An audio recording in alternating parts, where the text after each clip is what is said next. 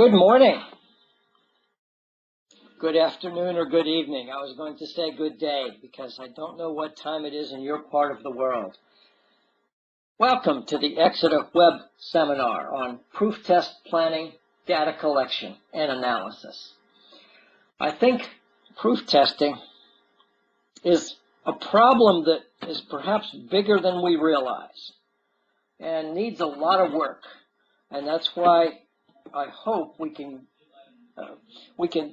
gather up some methods today to help in that effort.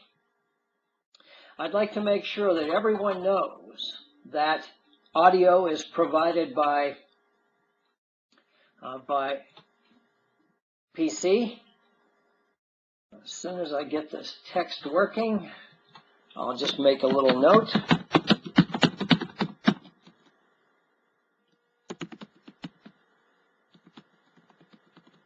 Turn on speakers. I'd also like to make sure everyone knows that at any time you can ask a question, make a comment using the question and answer bar. I'll check my status screen. Everything looks good. All right. My name is Bill Goebel. I've spent a lot of my time in new product development. I've spent many years in software, hardware design, engineering management, and marketing. For the last 20 years, I've spent a lot of time on functional safety and reliability engineering, and proof testing has a lot to do with safety and reliability, which we are definitely going to be talking about today. I work for a company called Exeter. It's a global corporation with offices around the world. Exeter does a number of different tasks, including systems level consulting, product certification, training via things like this website. We do engineering tools, we publish reference databases, and Exeter operates the CFSE Professional Certification Program.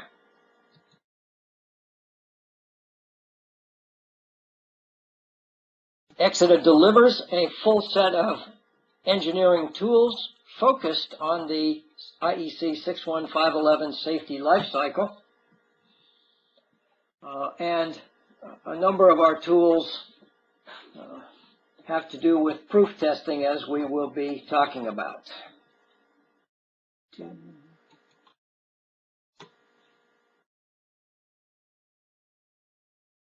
Exeter does a lot of research. We publish our results in the form of books and databases. All this material is available is publicly available. We don't keep any of our information secret. That will not help the world become a safer place. Now let me just check my status screen one more time. Everything looks good. Okay. Let's start talking about the technical issues. In IEC 61511, as many of you who have listened to previous seminars know, there are two fundamental concepts to deal with two fundamentally different problems.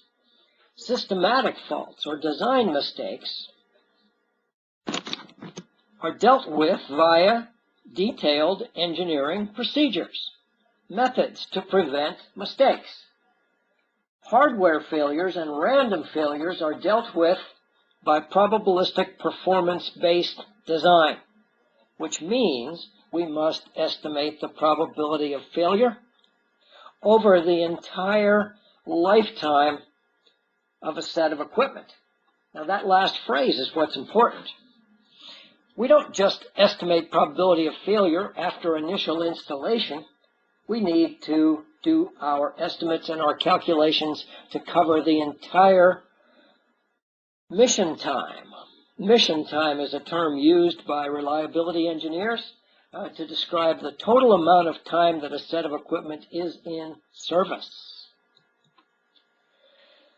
Now, when we design to meet probabilistic-based requirements, we must meet 3 barriers. Number 1 is the SIL capability. Now that is a rating for each piece of equipment that indicates the process by which it was designed, developed, tested, and manufactured. That barrier number 1 deals with potential systematic errors in the equipment. And so we certainly want to consider that, and all the equipment used must have a SIL capability rating according to the SIL level we are designing to, or we must do proven in use justification. Now that's a subject of an entire web seminar. We've done that one a few weeks back. If you missed it, check out the recorded seminars on the Exeter website. Barrier number 2, the subsystems must meet architecture constraints, and there are certain minimum levels of redundancy if you don't have sufficient data quality. And barrier number 3, which we're focused on today, is the calculation of probability of failure. That's either done as a probability of failure demand average for low demand systems that only operate once every few years or so, for example, or a metric called PFH. Now, it's these low demand systems, the systems that do not operate frequently, that really benefit from proof testing. You might ask, well, how do they benefit? How does a proof test improve the PFD average? We're showing a rough approximation equation. And one of the important variables is the effectiveness of the proof test. And you might ask yourself, what do you mean effectiveness? I've been doing proof testing for decades. I tested, it works. It's 100% effective. Obviously, proof testing is perfect. Well, no, it's not. The classic example is a full stroke proof test of a valve. Does that test tell you if the seat properly seals?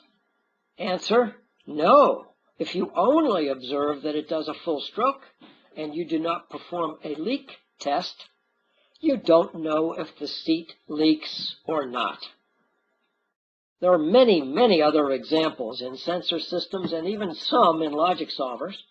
But the concept is, and what I'd like you to accept for this moment is, a proof test is not 100% effective. And that different proof tests have different levels of effectiveness depending on the equipment. Obviously, the objective of any proof test is to detect potentially dangerous failures. And for those of you who don't remember the definition, a dangerous failure is a failure that would prevent the safety function from performing its safety protection. So the object of a proof test is to detect any of those dangerous failures. And when you really think about it, we don't want to waste time with a manual test that does nothing more than detect failures already detected by the automatic testing. Now that statement is a key part of the web seminar today. If you want to design cost-effective proof testing, don't waste time and money finding things that are already discovered by automatic diagnostics. Now, doesn't that make sense? I understand many proof test procedures were developed back in the days of relays and pneumatics, when there were no automatic diagnostics. Even in the early days of PLCs, there was very little automatic diagnostics done, even in these early microprocessor-based units. But today, we live in a different world. Obviously, things have changed.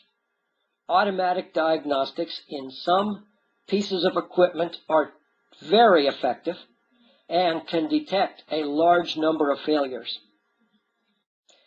Do not waste time on a proof test manually performed by a maintenance technician who's probably overloaded with work. Don't waste that person's time.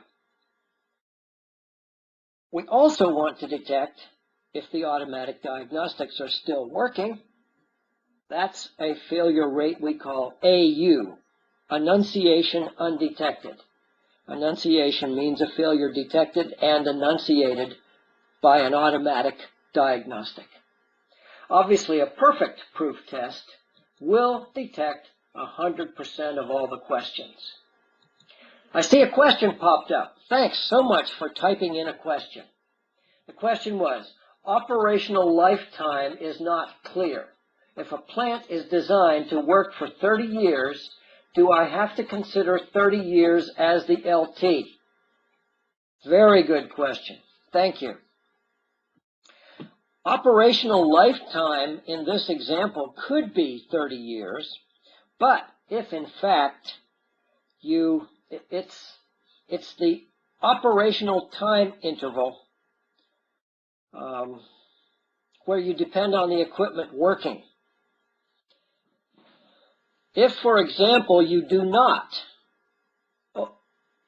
shut down, tear out the equipment, and overhaul in the entire 30 years, then 30 years is the lifetime. But if you shut down the plant every 5 years or every 10 years, and you refurbish all the equipment. Now, the first thing that pops into my mind is the valves and the seals and the seats. In fact, at many plant shutdowns, it's a scheduled activity to refurbish the valves. If you have a program that refurbishes the equipment to as good as new condition, then the shorter time period of the operational interval until the refurbishment is the lifetime for that particular piece of equipment. I have seen equipment that is operated for 30 years and still working fine. I even have a few pieces like that at home, and the mission time for that is 30 years. So I hope that answered the question. If not, please ask again.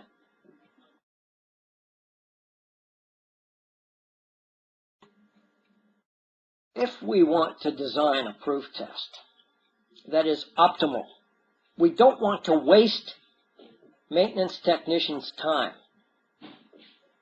We certainly don't want to, in this environment, we certainly don't want to hire extra people if you have permission from management. It's better to be using those people for other safety activities, quite frankly. We certainly don't want to waste time. Sorry to be repetitive on that, but it's really important because I see a lot of time being wasted when I'm out in the field doing audits on proof testing. So if we want to do a good job designing, how do we know the dangerous undetected and annunciation undetected for failures? Really, the only way I know to do that is a failure mode effect and diagnostic analysis on a piece of equipment. And this is an analysis technique that does identify all the dangerous undetected and annunciation undetected failures in a product. Exeter does FMEDA techniques. Many of the engineers who are now at Exeter developed this technique in the late 1980s. And the result is a list of dangerous undetected and annunciation undetected failures. Many manufacturers who get this analysis done on their product have such a list, and some of those manufacturers publish the list. In fact, if any manufacturer is getting a functional safety certification, they are required to either publish this list or devise a proof test procedure and publish the proof test procedure. develop a proof test that will detect these failures and then, of course, provide the proof test coverage factor. Now, this approach that we're talking about, detect dangerous undetected DU-AU failures, is fundamentally different than the classical functional proof test approach. In the classical functional proof test approach, the objective is stimulate the sensor such that it goes beyond the trip point, observe that the logic solver properly instructs the trip to occur, and observe that the final element performs its function. And now most of the time the observation is make sure the valve does a full stroke, or make sure the motor controller turns off. You can read this particular transmitter proof test procedure. It's really not a very good procedure. It's not on the slide as an example of a way things should be done. It's on the slide as an example of the way things have been done. And this is very much the way I have seen this done in the field, especially a few decades ago when things were pneumatic or relay-based. There was no automatic diagnostics 40 years ago. Many people still do this, however, and many people assume the test is perfect for reasons I've already mentioned. And then they do their calculations based on that assumption, sometimes knowingly and sometimes unknowingly, and come up with very optimistic results. A number of us at Exeter believe the way of the future is what we call the strategic proof test. And remember our objective. We want to detect the dangerous failures and the diagnostic failures not detected by automatic diagnostics. We want to write a proof test that can be performed with much less effort, that's actually much more effective. You can do both. It's possible to design a proof test that will make things safer and lower cost. For example, I've copied a page from the Rosemount 3051S safety manual. Rosemount suggests two different types of proof test. Now they happen to have a name they call the 5-year proof test. That's meant to imply it only has to be done every 5 years, I think. But I consider that just a title, by the way, especially when the note at the bottom may be longer proof test, or technically it should say may be longer or shorter, depending on the PFD calculation. Anyway, ignoring that, they've given us two pretty effective tests that are substantially different. The first one, which they call the 5-year test, is very easy to perform and can even be performed remotely using heart commands. That's a very inexpensive test and can detect approximately 65% of the failures not detected by automatic diagnostics. And the 10-year proof test, if you look, you can see the fundamental differences. You have to go out and check the sensor by doing a calibration. And if this is a pressure transmitter, so I imagine they have one of those manifolds where you isolate the transmitter from the process. And this is pretty good, but calibration is a lot more effort. So obviously it detects a lot more failures, and perhaps a combination of these two tests is very optimal. But I happen to know that Rosemount has a list of all dangerous undetected and annunciation undetected failures, and this particular set of tests does as well as any test ever could to detect those failures. Still, even the calibration test is only 98% effective. No test is perfect. If you follow the concept of strategic proof testing, I'm smiling to myself right now because I remember explaining this about 4 years ago to a group of engineers. And actually, I was in the southern United States at the time, and one of the engineers slammed his fist down on the table. You will be doing functional testing, or if you want to skip functional testing, you're going to have to do it over my dead body. That's a phrase used in the United States to indicate he's very much opposed to this concept. He has since retired, so I haven't been to that plant since, but I'm hoping they have accepted some of these ideas since then. I'm just smiling because sometimes you just have to wait till someone retires before you can make effective change. If you believe in the concept of strategic proof testing, and you definitely want to save your company money and make the place safer, a tool like the proof test template generator, which is part of the Excelentia software, is of value. The intent of the proof test is focused on failures not automatically detected by automatic diagnostics, and this proof test generator will generate specific outlines or specific test strategies and proof test coverage factors for any given set of equipment. This is part of the Excelentia tool, and we find it's an important part of potential acceptance of strategic proof testing. We do have an example of some of the test strategies.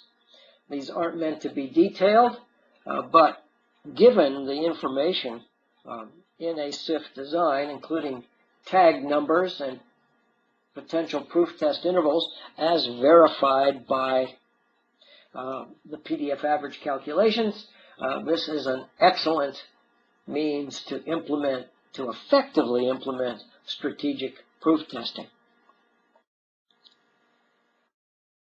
No matter what kind of proof testing you do, you can optimize, you can confirm your proof test intervals, you can optimize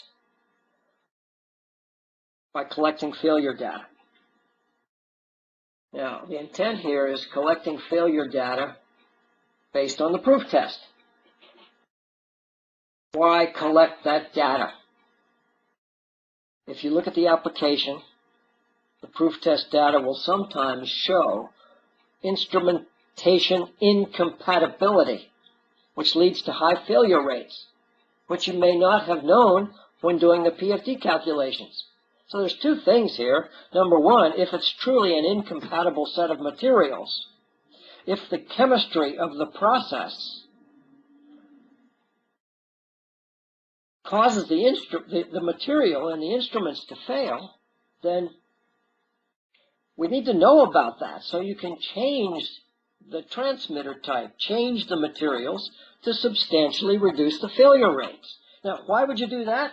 To save money and to reduce the failure rates, which reduces false trips and makes the plant safer. How would you ever know this? Collect data. The data can be analyzed to see if plant failure rates match the data used during the PFD calculations. If you discover your failure rates are too high, then perhaps there's a systematic issue and you can take action to fix it, like this material incompatibility. Or, if your failure rates are much lower than those used in the PFD calculations, perhaps you can increase your test interval, further decreasing the cost of maintenance and proof testing. There are many opportunities for maintenance improvement which typically pop right out of the data. And maybe the most important is number 4. Look for problems that cause process downtime.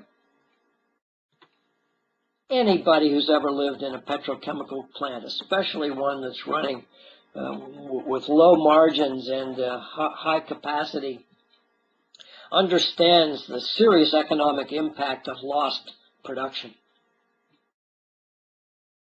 Most data collection systems end up showing ways of increasing the process uptime, decreasing the process downtime.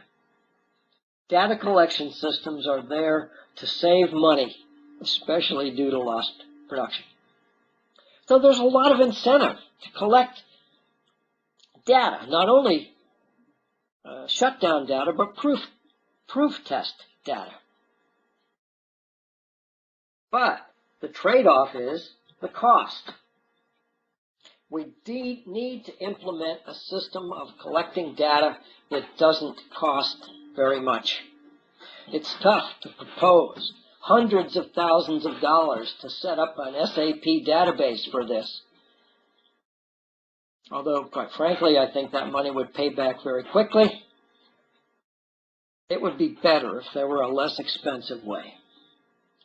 Now, what data do we need to collect? How do we know to build a low-cost data collection system if we don't know what data to collect? Number one, we must know the device that failed. We must know as found conditions, particularly the failure mode. How did it fail from the application perspective? There's nothing wrong with writing down possible causes. Failure date, that's date and time. Who did the replacement, so we know who to go ask questions, perhaps. The work order number and the date, time restored to service.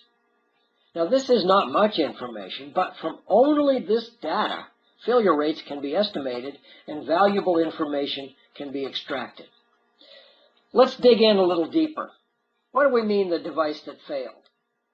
Ideally, we'd like the manufacturer and the model number, the serial number, and the location where it was installed.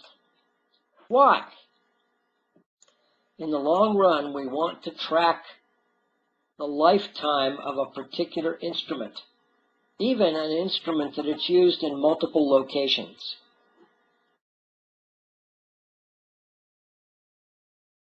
What do you write down for as found conditions?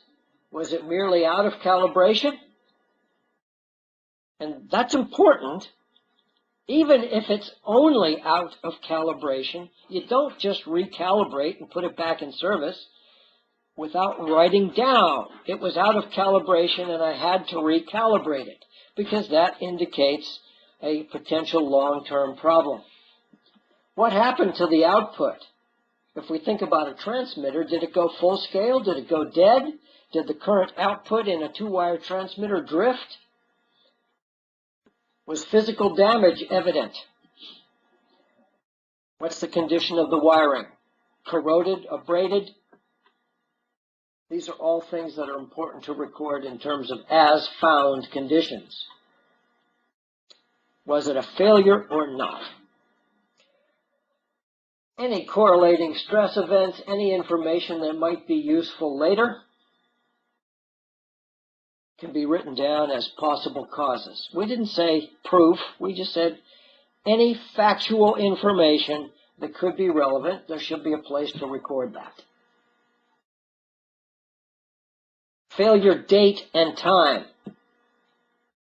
Who did the replacement? The work order number and the date and time restored to service. This gives us the exact failure time. The person who did the replacement and the work order number are not important to a reliability engineering analysis. That I can tell you. But the reason it's important to record that is so we can track issues, and so we know who to go ask if there are questions or something doesn't seem to make sense. The work order number is typically there because every activity is part of some larger maintenance management system. And so there often needs to be correlation between a data collection system and the maintenance management system. I am thinking that if we wish to create a relatively low-cost system, it's best to record the data on the spot. And so some of the newer products on the market involve a laptop or tablet type recorder. for recording all events, including proof test results, maintenance and repair activities, and even process demands. All of these things have a definite relationship to our SIL analysis, either the SIL selection up front and the demand rate assumed, or the failure rate of the equipment in the probabilistic verification.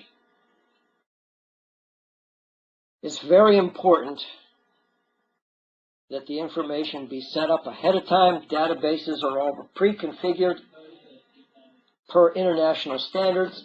And then lastly, if we wish to save money, avoid unnecessary data entry. To me, it's a great idea if one could just record the data on the spot, not even using a piece of paper. Any system, of course, must have a method for data editing and storage. Someone needs to review the information entered, typically, verify it, check it, and send it in for storage and analysis. So that takes me right to the concept of, or right to the subject of data analysis.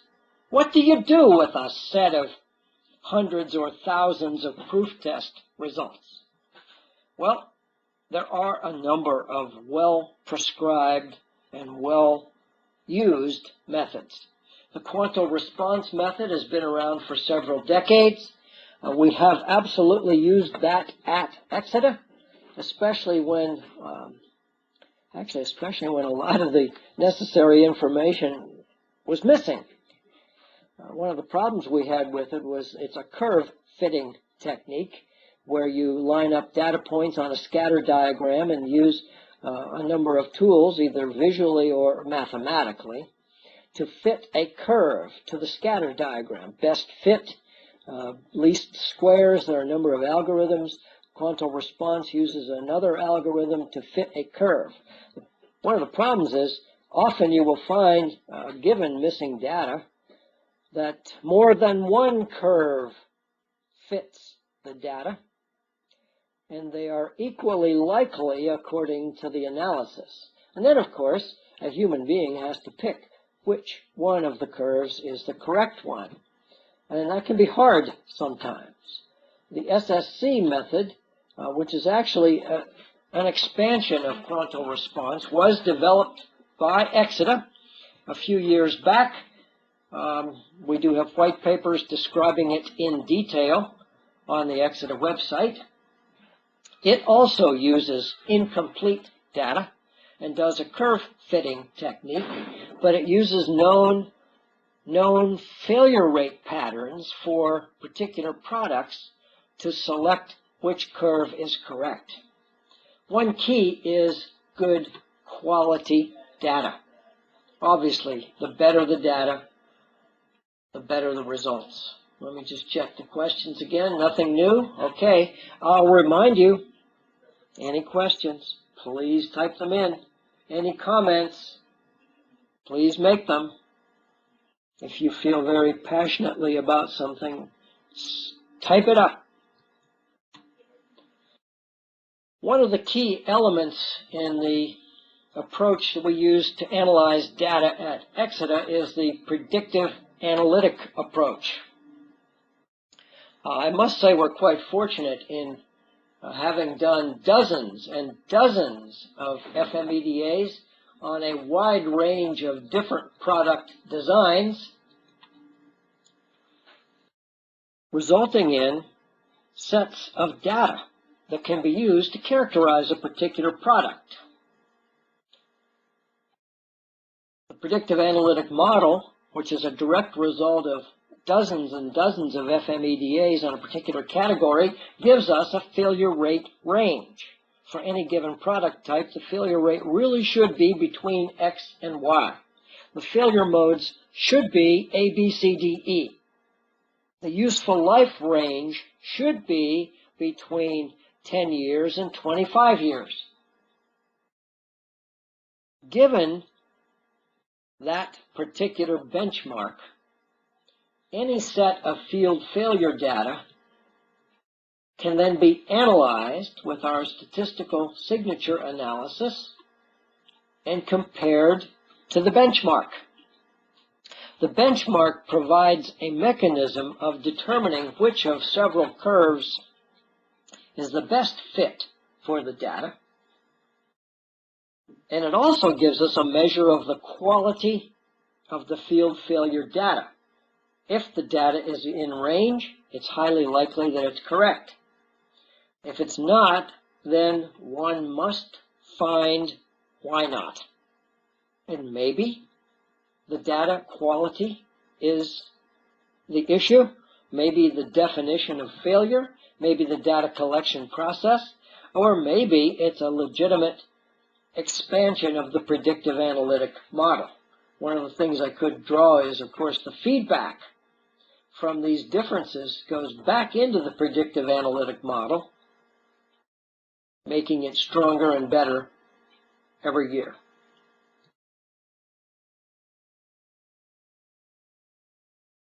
At Exeter, we do have a data collection tool called SILstat. It is intended to provide very cost-effective data collection process. The entire database is set up and ready to go with known failure modes from the Exeter Predictive Analytics taxonomy. We have made sure that this setup is completely compatible with ISO 14224, the International Standard on Data Collection. There are translations and results between the data categories in 14224. The more standard, I think it's NE 93. And finally, there's another international standard for data collection. We've made sure the program matches all of these collections. The data output reports are compatible with the Process Equipment Reliability Database from PERD, and hopefully feedback from many users will help improve the predictive analytic analysis model as we go.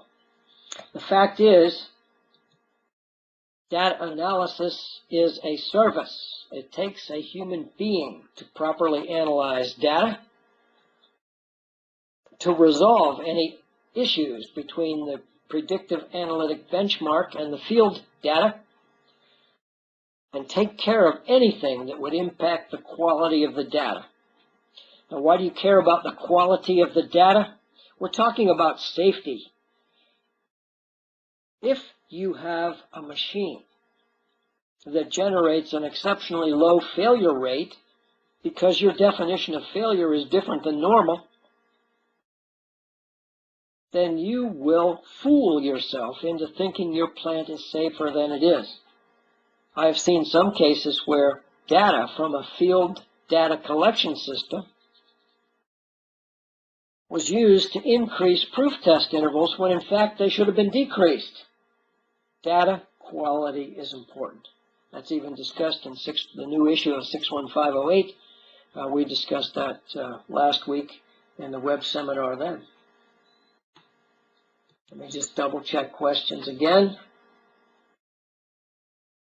All right, we're doing well. The bottom line, if we are to do quality probabilistic analysis during design, we need good failure rate data. The ultimate source of failure rate data is field failure. It absolutely can vary from site to site, but the bulk of the variation comes from maintenance-induced failures and things of that nature that are not product attributes, but we absolutely need to record that information and make it part of our analysis also.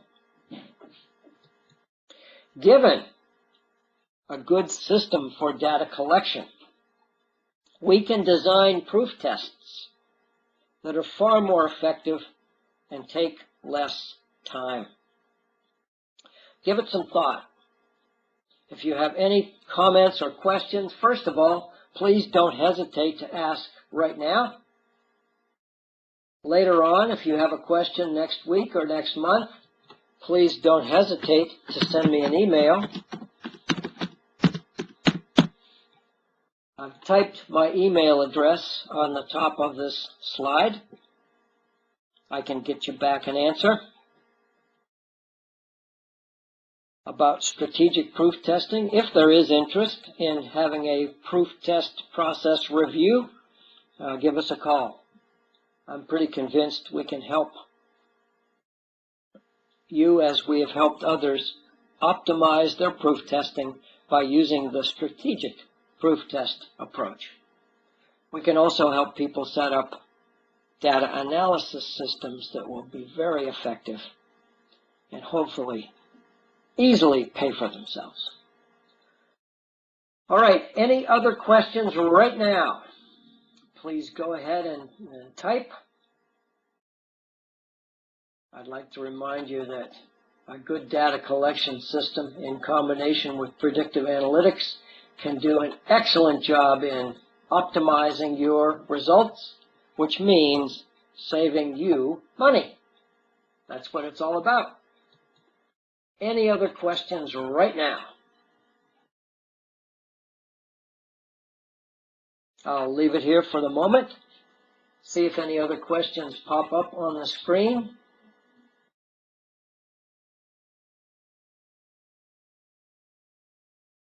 All right, just remember, if a question comes up this afternoon, tomorrow, next week, send an email. We can get you an answer back. There may not be right away, but I get around to them eventually. I thank you all very much for attending.